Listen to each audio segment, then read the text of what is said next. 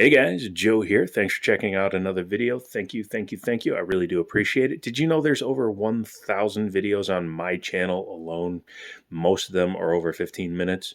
Check a few of them out. See what else you guys like. Leave a comment and let me know what your favorite videos are. Thank you to my well-wishers from TikTok. There's a few of you guys over there. I really appreciate that. Check them both out. I mentioned that I haven't been feeling that great health-wise, and I went to the doctor, and I have to go see a specialist about a few things. So if I do miss an upload in the upcoming week, that would be why. I really appreciate your guys' concern, and I'll keep you updated as things happen. Let's get back into what we were talking about today. Daniel contacted me and said, hey, got this really cool thing in. Do you want to take a look at it? And I said, yes, please, and thank you. It actually pushed the Chris Vector video back to next week because, well, the Chris Vector doesn't need to go anywhere, and this guy is. So let's show what we're looking at. And that would be another SIG product. I love SIG Sauer. However, this is the first Custom Works that I've actually put my hands on in quite a while, because I don't think the X5 Legions or anything actually count as Custom Works guns. Comes in a beautiful case, and it has like suitcase style locks on it. This is definitely not airline approved because there is nowhere for TSA approved locks to go. However, it is very nicely finished, and it is a wonderful presentation case should you decide to use it for that. Inside we have a pistola. This is a SIG 226 Elite Equinox, and it's chambered in 9mm. Let's take a look at the box before we pull it out. As I was saying, this one is already sold, but contact Liberty Arms, Harrisonburg, Virginia. Tell them you're looking for one, and they will see what they can do. Inside the box, you get a nice finish up here, and your books and your instruction manuals. You get a nice little medallion down here, and 2 spare mags to go along with the one that was in the gun. So you get a total of 3 magazines. The SIG 226 is a longtime staple of SIG Sauer. It is a very tried and true gun, and in my opinion, probably one of the best double stack 9s you can get. I actually considered getting one for a carry 9. I'm looking for a good recommendation, so leave that in the comments as well. Full size, please. I don't want a 365 or a GX4 or a Hellcat. As you can see, I have big hands, and little guns actually kind of piss me off. So this is finished in a beautiful two-tone brushed metal and black finish. It is an alloy frame steel slide, and it is, again, a double stack 9 hammer fired double action to single action pistol.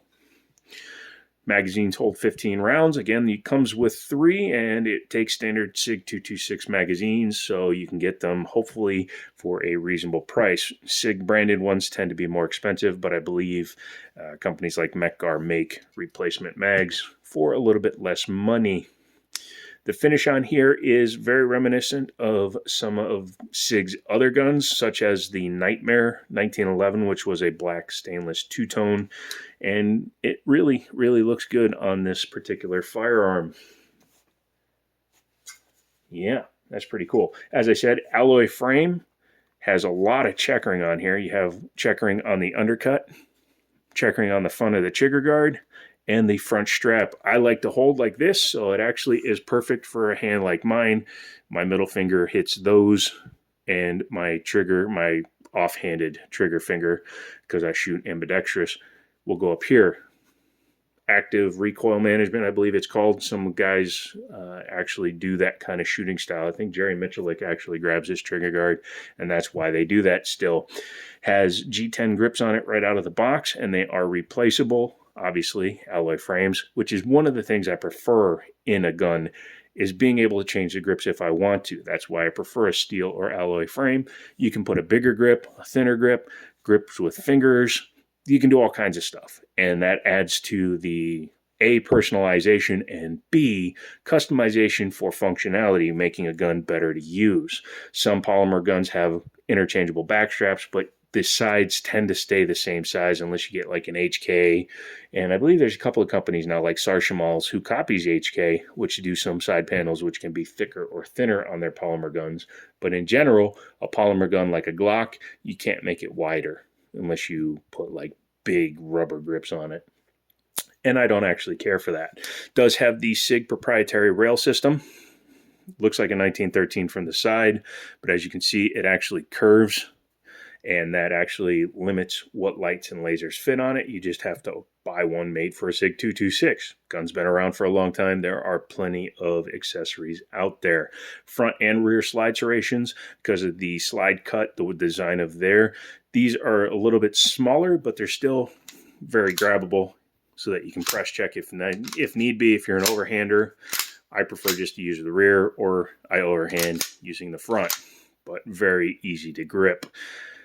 Uses the standard ejection port lockup, breech lockup, however you want to call it. Very, very common. Glocks, SIG 250, 320s, they all use that. This one has high-vis night sight, high-vis front and night sights. I prefer this setup. I think it's glorious. On all my Glocks, I tend to run the same sight picture. And on a gun that is well north of $1,500, I would expect it to have night sights right out of the box. It is not ambidextrous in any way, so it is all right-hander friendly only. Nothing that you can even change over on here, but that's something you put on sorry, that's something you have to deal with for a lot of folks. I shoot ambidextrous, but that's just because I have nerve damage, so I never know which hand is going to work on which day, so I practice shooting with both hands. Double action to single action with the decocker. However, you will see there are no external safeties of any kind. Not a grip safety, not a trigger safety, nor is there a manual safety, which means this gun is designed to be carried in double action. If you're going to carry one in the chamber, you carry it in double action. There are guns out there that will only be carried in single action, like a SIG 365, no external safeties unless you order one with one, but standard, no external safety, no trigger safety, and single action only, so you have to load it and carry it that way. However, this gun with its decocker is designed to put the mag in, load it, decock it, and carry it in double action, so your first pull will always be heavier. It's good to have if you're going to try to appendix carry a gun with the 4.7-inch barrel, or if you're like me and you carry at the 4 o'clock position and you're pointing a gun at your buttocks. You don't want it to accidentally go off because you have a super short and very nice trigger on it. Speaking of the trigger, it's probably 8.5 pounds, closing in on 9 pounds, but very, very clean and smooth. It doesn't grab. You don't feel it doing anything inside the gun other than cocking the hammer, and the pull is very consistent. The reset, and when you go into single action, is extremely short. Right there, as you can see, I went right past it. If you release it out, it does have a little bit of take up, but there's no slop, and it just goes right into the next shot. 3.5 pounds, maybe. Almost as crisp as a 1911, even though it is using a trigger bar. The magazine release is easy to hit. It's checkered so that your finger won't fly off of it. And the edges of the magwell have a little bit of beveling on them, making insertion a little bit easier. I grab my mags like this, which makes it very easy to find the home. So typically I don't even need a beveled magwell, but it's nice that it's there. The magazines are drop free, and I believe you can get other mags that have different coatings. This is just a standard flat metal coating, but still nice and easy to drop out. The Beaver Tail is built into the frame, and it allows you to get pretty decently up on it. A little bit of a high bore axis. A lot of these guns from this time period have this same basic setup. I don't find it very difficult to shoot a gun like this. Some people complain saying, oh, it's not as good as some modern guns, but classics are classics for a reason, kids. Well, now that we've taken a look at the outside and talked about the trigger and all that fun stuff, why don't we pop the top off? Being a SIG, it's very easy to disassemble. First thing we want to do is make sure there's nothing in it, so double check it again. Leave the slide locked back. Take your thumb and drop your takedown lever. Go ahead and release it, and the slide comes right off. You don't need to pull the trigger because it's a hammer-fired gun. Your guide rod and recoil spring, it is not captive, but it's wound very tightly around the base of the recoil, the guide rod. So it's not just going to come flying off, but I actually would rather see that captive, to be honest with you. Taking the barrel out, very standard tilting locking action. Very nice finish on it. Very slick feeling, even though it's not oiled. Inside the slide, very nice, very, very, very nice. No machining marks, and they've actually added some lightning cuts, which means that SIG did take the time to make sure that they time the guns correctly so that you can go fast without having to worry about outshooting the gun. There is your firing pin block, your drop safety, whatever you want to call it. So it is at least drop safe. Very nice. Taking a look at the frame, I like these longer rails. I think they aid in a little bit of slide stability, can aid a little bit in recoil impulse as well as accuracy when the gun is just going straight back instead of having any kind of slop side to side. It's very minimal, I know that, but for some people that are looking for accuracy at longer distances, this can help with follow-up shots. Fight me. There's nothing you can fight me about. Okay then, inside here, there's your firing pin block drop safety, your ejector, your spring for the sear, and your trigger bar on that side. Hammer is right there. Overall, very nice build quality. And again, being a custom shop or a custom works gun, the fit and finish is second to none almost. Reassembly is super easy. You just take the parts and you put them back in the gun. This is very heavily sprung, so be careful.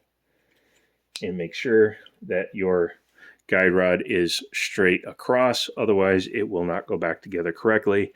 Take a little bit of care, make sure you don't scratch the hell out of things. Line up your slide to your frame and go ahead and pop it back on there. Super smooth, even though it has no real lube on it. There's no like assembly grease or anything like that. And you just put that back on there and but listen to the slide. No lube and it's that quiet? I approve. So who is this gun for? Well, it's for somebody that has discriminating taste, somebody that wants something that looks really good, and something that does have a history of good functionality. Yes, there are double stack 9s that are much cheaper, even in the SIG lineup. But if you want a gun that not everybody has, and trust me, I can't even find a video on this gun on YouTube yet. So first, this is the kind of gun that's a little bit of a status thing. It's something that's going to go on display and something that hopefully will get taken out and shot. If it was mine, I would shoot the crap out of this. In fact, I'm going to the range this weekend. I'm taking my 90-year-old 30-30, my 90-year-old 1873, and 1875, and going out and putting some rounds down range. So I'll be filming that. As long as my health is doing good. If my heart's fluttering, I might not be able to go. If I can't calm myself down, I won't be able to shoot straight. So ammo being what it is, I don't want to waste $100 in 45. You know what I mean? You guys can help me with that though. Subscribe, comment, like, share, use my Amazon affiliate links. Tell me you love me. Go over to TikTok, check out some funny stuff over there. Again, I'm a bigger goofball over there because I cuss a lot and I talk about things that I can't on this channel because I'm trying to keep this channel focused into only a couple of areas. So come back for the next one. It'll be the Chris Vector, unless I buy another gun in the meantime. Maybe. And we will talk about some other stuff at that point. I'm out of here. It's very late. I need to go to bed because I have to go to the doctor's in the morning. So I'll keep you updated on my health. And as always, I'll talk to you later.